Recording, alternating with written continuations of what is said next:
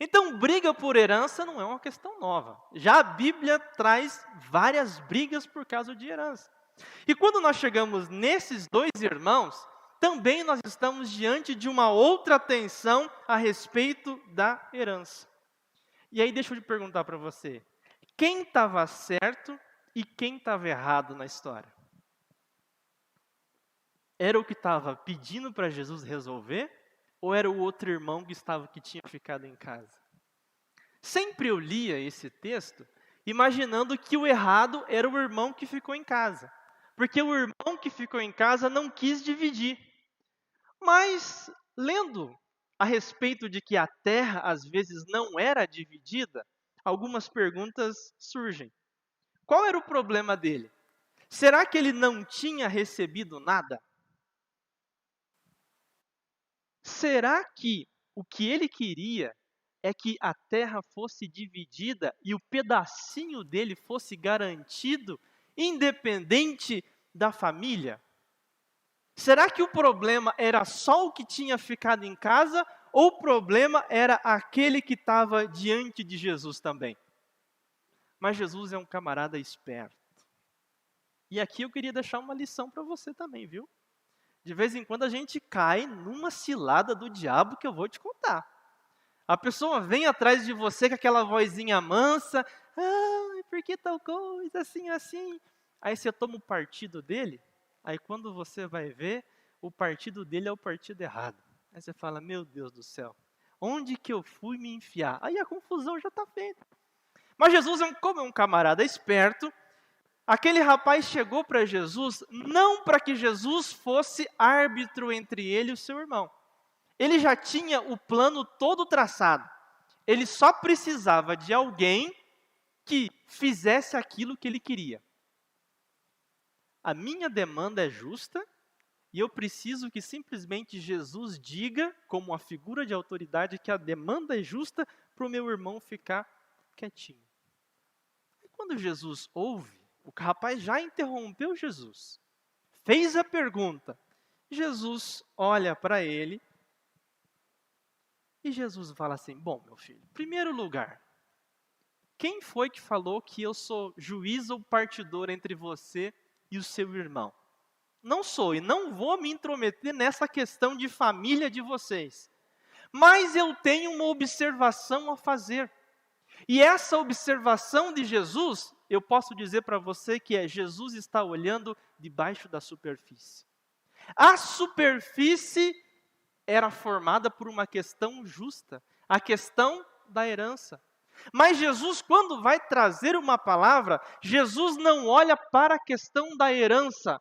Jesus olha um pouco mais baixo para a motivação do coração daquele que estava diante dele. E Jesus não responde à questão da herança, mas Jesus diz assim: tende cuidado e guardai-vos de toda e qualquer avareza. Eu não sei se esse era o problema daquele rapaz.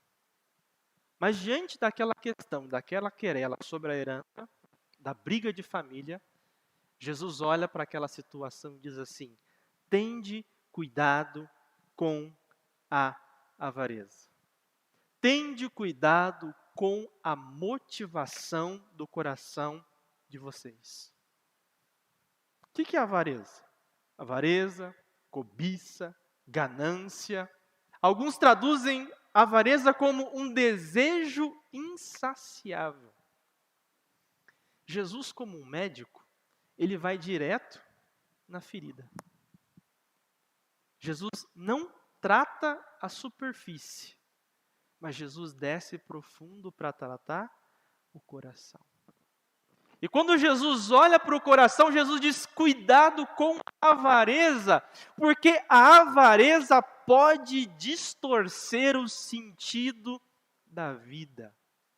A avareza pode fazer com que coloquemos o sentido, a fonte do sentido da vida, nas nossas posses.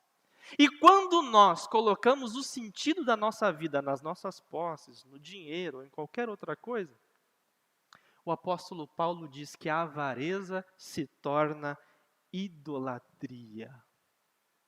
E nesse momento, quando a avareza se torna idolatria, pode acontecer que o dinheiro se torne mamon. Pode acontecer que o dinheiro se torne senhor das nossas vidas. E lá em Mateus capítulo de número 6, Jesus diz assim: quando o dinheiro se torna senhor, começa um conflito de fidelidade. Porque não tem como agradar Deus e agradar o dinheiro. Ou você agrada a riqueza e aborrece Deus, ou você agrada a Deus e aborrece as riquezas. Mas para a gente entender o que é esse tornar-se Deus e idolatria, eu gosto de uma passagem em 1 Tessalonicenses 1,9, quando Paulo está falando da conversão dos Tessalonicenses, ele diz assim: e vocês deixaram os ídolos e converteram a Deus para servir o Deus vivo e verdadeiro.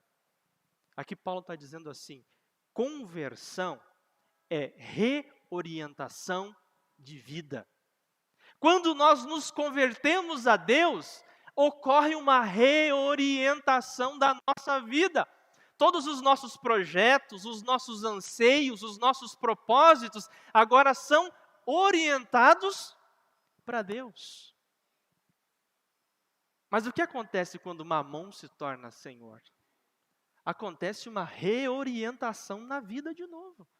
Agora já não é mais Deus, agora Mamon, que vai guiar os meus projetos, vai guiar os meus propósitos e vai guiar os meus sonhos. Então Jesus diz assim, olha, tende cuidado, porque quando Mamon se torna Senhor, a dinâmica da nossa vida muda. E a fim de alertar aquele homem a respeito da herança, da avareza, Jesus vai contar a parábola de um homem rico. E nessa parábola, Jesus tem o objetivo de mostrar que a vida não consiste na abundância das posses.